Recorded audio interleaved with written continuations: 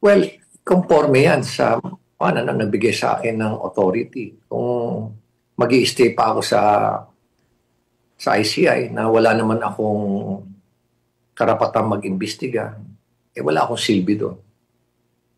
Alam mo kasi napakaraming kaso at syempre yung mga commissioners hindi naman nila kakayanin na pumunta sila sa field, pumunta sila, mag-imbestiga sila. Hindi nila trabaho yun.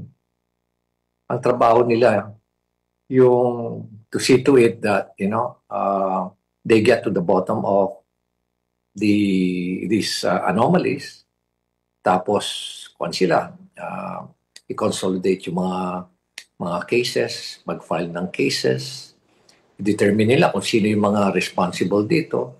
At the same time, gumawa sila ng mga recommendations, ano yung mga dapat gawin, ano yung mga transparency or accountability initiatives or mechanisms na dapat i-adapt na ng gobyerno para mapigilan nato kaya ma-address ito. Yun ang trabaho ng ICI. Pero pagdating doon sa investigasyon, kailangan talaga ng isang tao na mag-orchestrate. Kasi hindi mo kakayanin mag-isa eh. Katulad ko. Okay, assuming na initially ako yung investigation. Pero hindi ko kayanin mag-isa dahil libo yan eh. At ang lalayo ang mga lugar. Kailangan i-orchestrate ko yung mga iba't ibang mga ahensya. Gamitin ko yung mga iba't ibang ahensya.